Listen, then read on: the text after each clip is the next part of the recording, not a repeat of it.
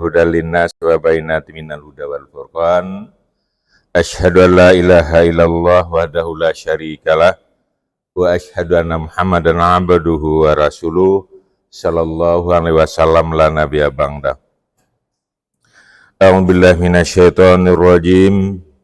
Bismillahirrahmanirrahim. Wa bataghi fi ma ataakallahu darul akhirah wa la tansa nasibaka minad dunya. Wahsin kama ahsanallahu ilaik. Sadaqallahul azim. Bapak-bapak, ibu-ibu, hamba Allah jamaah subuh yang mulia.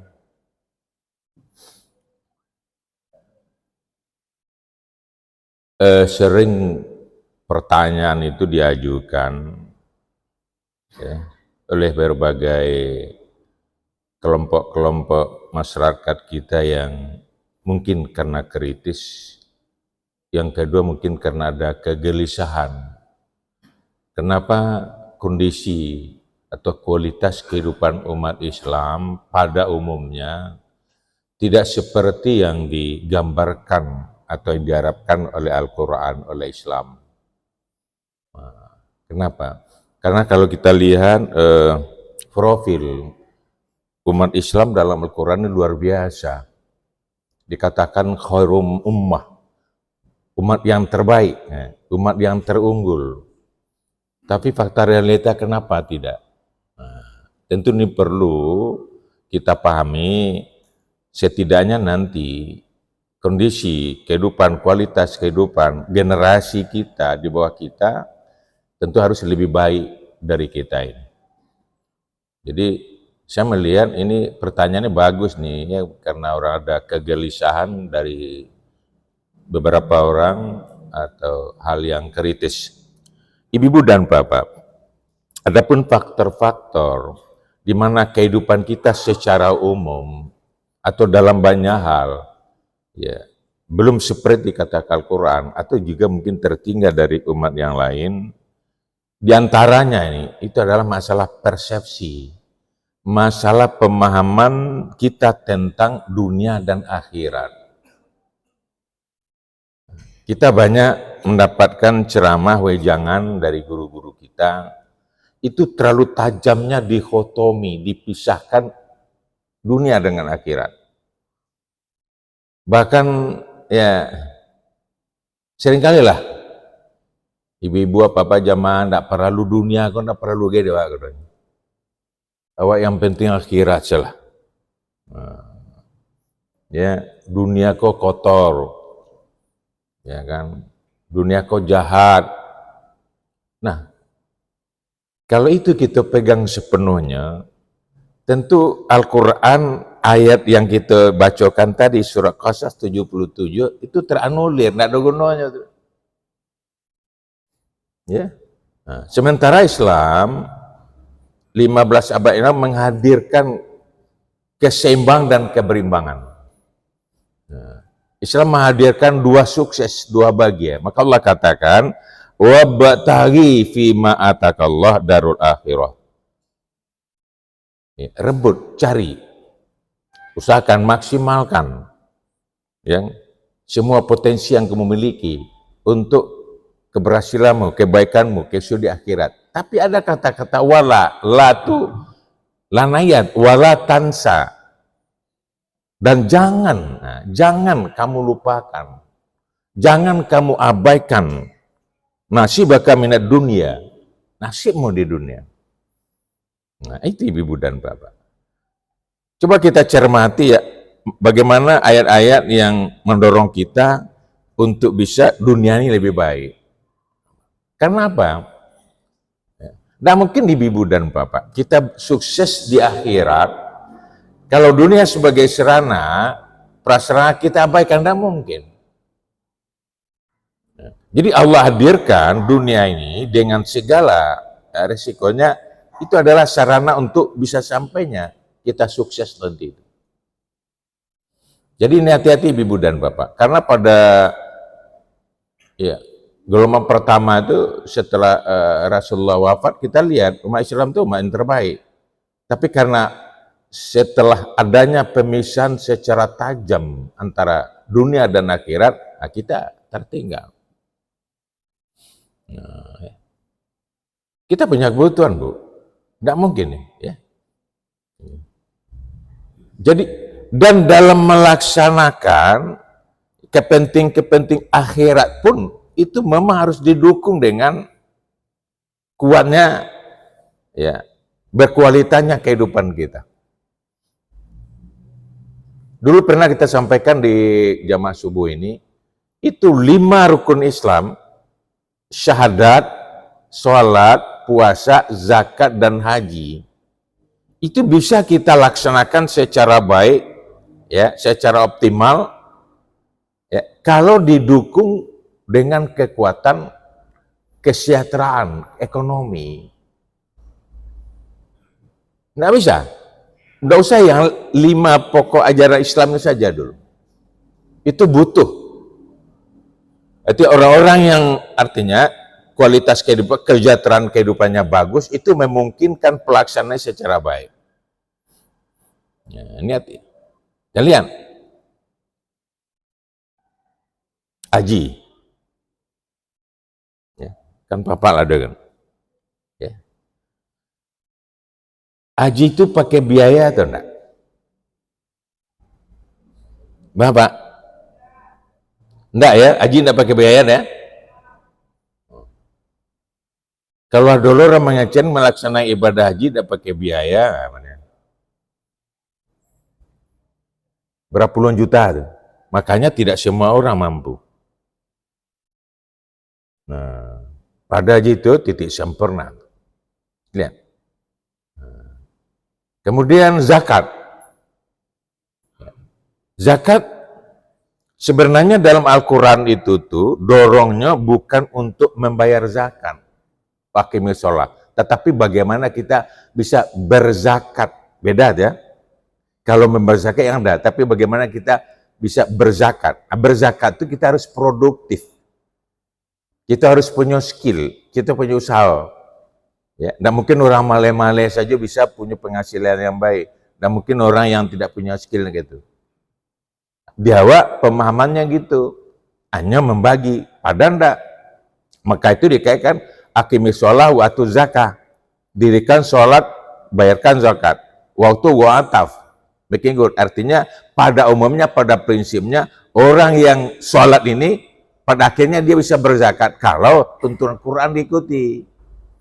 Nah, jadi bukan saja membayar itu, orang berupaya. Makanya orang kreatif, orang yang inovatif, orang betul-betul gesit. Nah, kemudian ya katakanlah ya puasa. Puasa pakai biaya enggak? Melaksanakan puasa. Pakai regoran dari papa. Hah? Puasa kan menahannya. Menahan makan dan minum. Di mana letak biayanya? Nah, teknik puasanya, coba lihat. Untuk melaksanakan ibadah puasa secara syar'i, sahur, berbuka.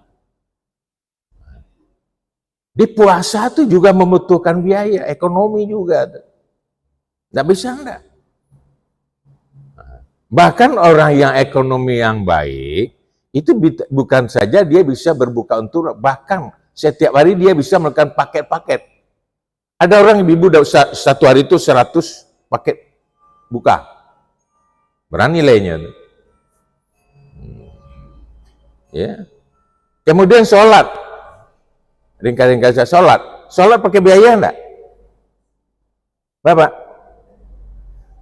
Melaksanakan sholat pakai biaya enggak? Malah enggak cicil ya. Sholat berjemaah lebih hebat dari sholat sendiri kita dengan masjid. Masjid itu bermiliar, berjuta biaya. Prasana-prasana atau sehari-harian kok. Enggak bisa. Ya. Nah. Sholat pakai biaya.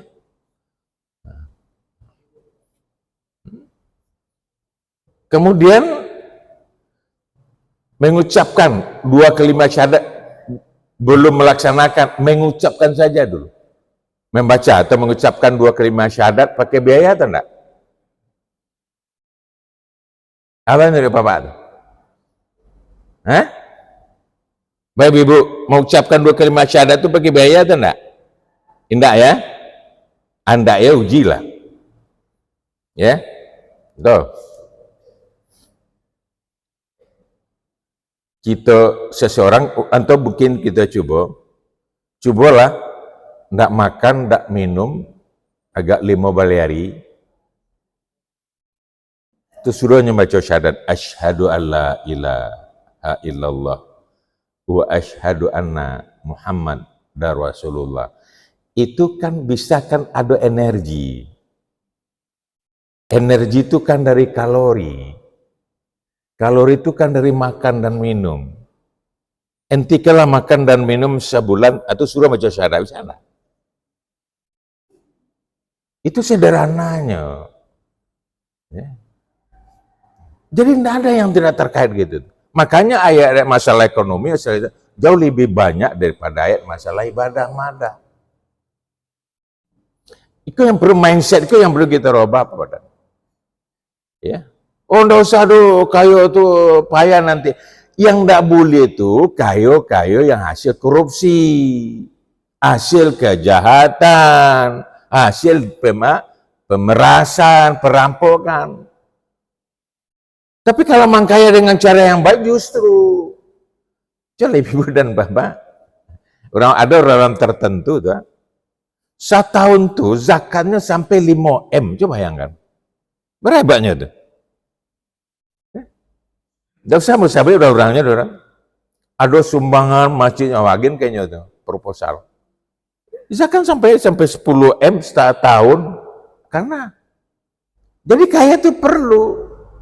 Sejatuh perlu, dengan itulah kita bisa melakukan kegiatan-kegiatan keagamaan ini. Dunia kotor, nah dunia yang kotor yang mana? Ya. Asenggonja penting kok. Lihat orang-orang yang bisa pemahaman pentingnya dunia.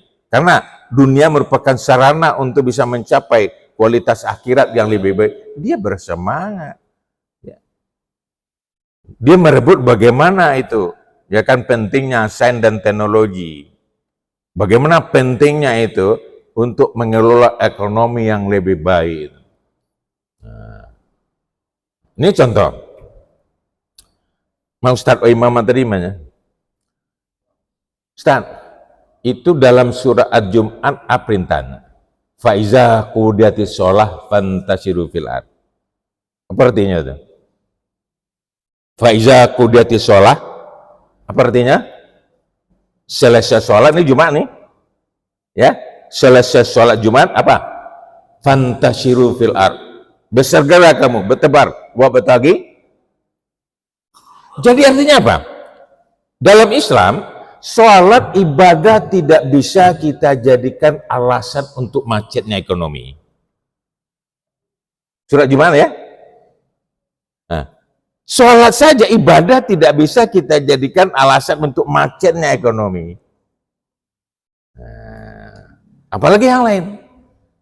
Bersegera, fantasiru fil ard, bertebar menurut posisi masing-masing. Jadi Ibu dan Bapak, kita lihat dalam skala dunia, skala global, regional, kita lihat ya, ketertinggalan umat Islam dalam persoalan kesejahteraan kemakmuran itu lebih banyak karena faktor persepsi, faktor mindset. Kenapa? Sebagian besar umat Islam memandang dunia itu kotor, tidak perlu dong. Nah, ya. Nah, sementara kita lihat, coba lihat. Nabi Muhammad sebagai Rasul Allah bisa sukses enggak melaksanakan misi Islam tanpa didukung oleh Utsman bin Affan dan istrinya sendiri Khadijah. Kalau kita bicara Utsman bin Affan itu simbol apa tuh, Bu? Pak? Dari ampe sahabat tuh Utsman bin Affan simbol apa tuh? Masa lupa, Pak? Nah, kalau Abu Bakar Siddiq itu simbol apa tuh? Cendekiawan. Ya, untuk memajukan Islam ini perlu cendekiawan. Karena cendekiawan memikirkan konsep-konsep strategis, taktis, bagaimana langkah-langkah. Islam akan maju kalau para cendekiawan berperan di garda pertama. Yang kedua siapa sahabat Rasulullah? Umar bin Khattab. Umar bin Khattab itu simbol apa tuh? Hah? Simbol apa tuh, Bu, Pak? Umar bin Khattab? Simbol apa tuh, Pak? Hah? Ini orang baga. Jadi dalam melaksanakan Islam kan memang perlu orang berani, Pak. Jadi Umar bin Khattab tuh, coba buka ada. Siapa yang berani mengganggu Muhammad, hadapi gue. Perlu orang-orang berani apa begini, Pak. Nah mungkin Islam kok dilakukan orang penakwi. Lalu mengasih kata mencoro ke jambannya, tidak bisa. Ya orang tage. Kalau di Minang mau ditokokkan yang badangkang, dipaik atau bageliang, sudah. Kalau istilah umpamanya orang Betawi, berapa lu jual, gue beli. Oh, Pak, perlu. Nah, Nabi saja itu Allah backingnya perlu. Nah, kemudian Utsman bin Affan simbol apa tuh? Utsman bin Affan simbol apa? Nah, logistik. Nggak bisa tanpa logistik. Asal menggari biaya ada naga. Dia awak miskin, awak minta proposal syariah itu tuh, bukan begitu. Nggak bisa, Pak. Adapun cendekiawan, adapun orang baga, tapi kalau logistik nggak ada, bagaimana? Bagaimana, Pak? Contoh saja, Oto Alphard itu kan lumayan tuh. Berarti ini itu Prof, kalau baru 1, berapa? Alphard, sopirnya B2 umum, tapi minyak nado. Bisa sampai kau tinggi enggak? Bisa sampai kau Solo enggak? Enggak bisa. Alphard. Tapi biasa tuh biasanya.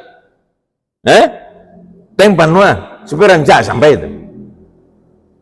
Nabi sih sukses itu didukung dengan kekuatan logistik. Itu pentingnya.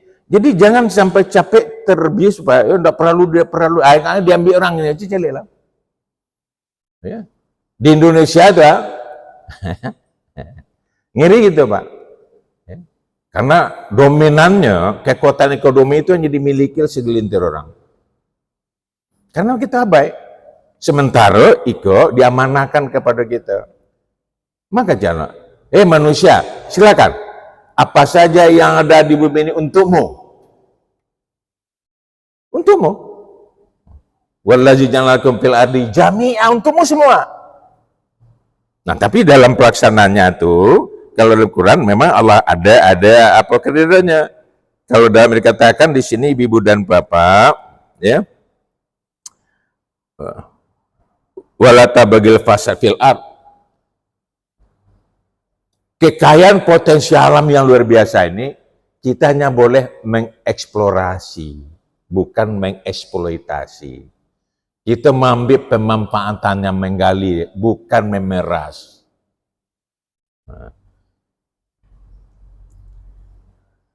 Kira-kira kalau kita gambarkan, ibu-ibu dan bapak, ada sebuah generasi di mana para intelektualnya, para cendekiawannya, ya kompak.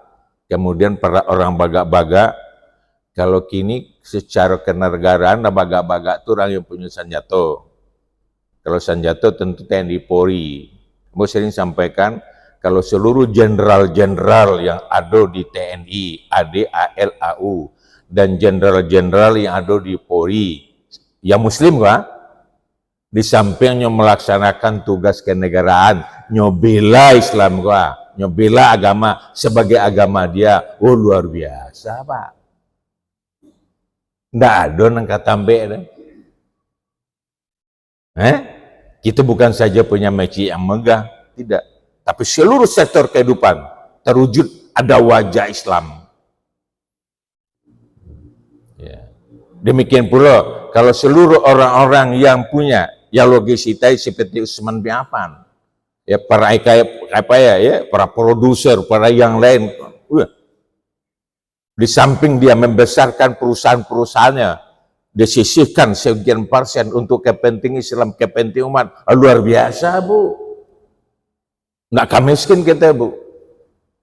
Ya. Demikian pula yang keempat, pilarnya adalah Ali bin Abi Thalib. Ali bin Abi Thalib itu simbol apa tuh? Ali bin Abi Thalib itu simbol apa tuh Bu? Generasi. Generasi muda. Jadi Islam untuk keberlangsungan perlu, ya, supaya tidak terputus. Dia perlunya membina, mendidik, menghadirkan generasi, ya, tinggi skillnya, luas wawasannya, hebat penguasaan teknologinya, tapi sekali lagi juga dia punya komitmen dalam beragama pada diri. Ini perlu. Kecuali dalam masjid kan ada nggak 100 gini jemaah lah, ada kan? Lebih kurang. Ada kurang generasi muda di masjid kok. Nana dia gini kan? Ada 50% enggak? Hah? Ya? Ada enggak ya? Mungkin generasi muda terlalu pembuluhan enggak? Aja lah. Abang nanti keberlangsung kok putih mata rantai kan? Ya kan? Karena kita kadang-kadang asyik dengan diri kita sebagai yang senior, yang tutu, kita yang penting itu sajalah bawa ke masaji, bahas sholat awak bisa jemaah, anak mudokon enggak dikana, sudah. Bahas serak-serak nanti itu. Putus mata rantai. Begitu putus mata rantai ibu-ibu, coba lihat. Makanya salah satu pertanggungjawab kita di akhirat nanti adalah di samping mempertanggungjawabkan apa yang kita lakukan, dan juga akan diminta pertanggungan bagi generasi yang awak tinggalkan. Bahkan ya, para guru-guru kita menyampaikan, ya, bisa saja nanti di saat akuntabilitas, di saat di hadapan Allah Subhanahu wa taala, seorang ibu, seorang ayah yang begitu tak luar biasa terhenti, terganjal masuk surga. Kenapa? Dia tidak memikirkan generasi yang akan melanjutkan kepentingan Islam. Generasi yang nuntut. Apa kira-kira itu? Gagal masuk surga, amal luar biasa, ibadah luar biasa, tapi tidak ada pemikiran untuk mempersiapkan generasi yang akan melanjutkan perjuangan awal. Assalamualaikum warahmatullahi wabarakatuh.